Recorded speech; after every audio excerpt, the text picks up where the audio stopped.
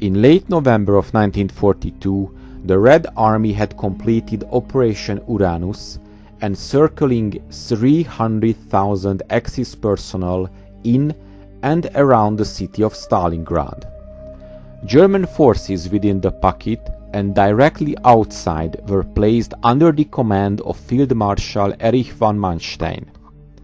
When the Luftwaffe failed to resupply the troops with an air bridge, it became obvious that a relief effort was needed.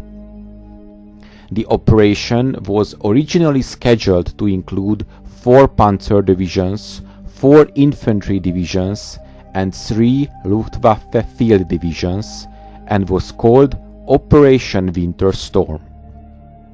But many of the personnel promised for the relief effort never arrived.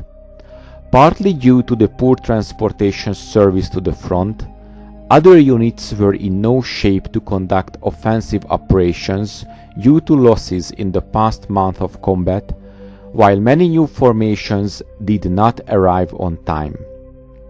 Finally, 3 Panzer divisions had to lead the way: the 6th, 23rd, and the 17th, which formed the 57th Panzer Corps. The strongest unit was the 6th Panzer Division, one of the most complete German armored units on the entire Eastern Front, because it had been transferred from Western Europe. The 6th Panzer Division started the operation with around 100 Panzer III tanks, 24 Panzer IV tanks, and 9 command tanks. After 6 months resting in Western Europe, the 6th Panzer Division was recharged and ready to fight. The morale of the troops was very high. On the 3rd of December, the division arrived at Koltenikovo by train and unloaded there. Manstein also hoped that the 6th Army would launch an offensive of its own from the opposite side upon the receipt of a coded signal.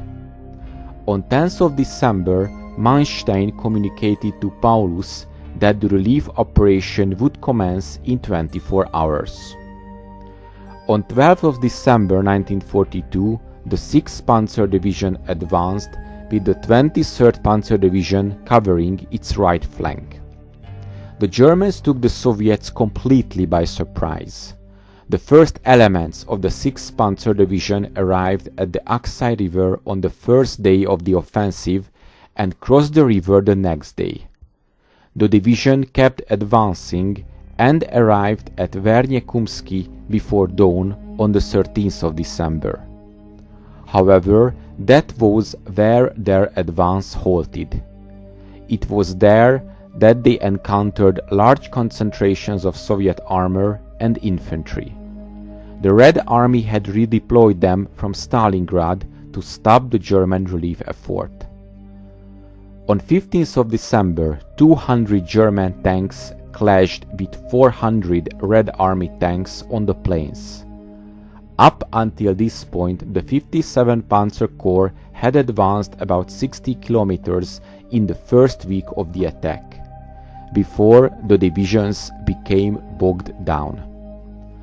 Kampfgruppe Hühnersdorf, under the leadership of Major Walter von Hühnersdorf, was one of the task forces of the 6th Panzer Division, which contained the majority of the tanks, finally broke through the Red Army's defensive line on the 19th of December and occupied the bridgehead near the Mishkova River in a bold raid. From this position, there was no more obstacle between them and Stalingrad. The 57th Panzer Corps was only 48 kilometers away from the 6th Army.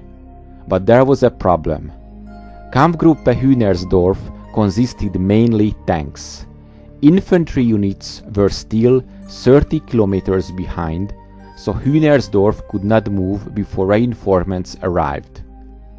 In the meantime, however, the Red Army launched another offensive on the Shi River to the north. The 8th Italian Army units stationed there fled immediately.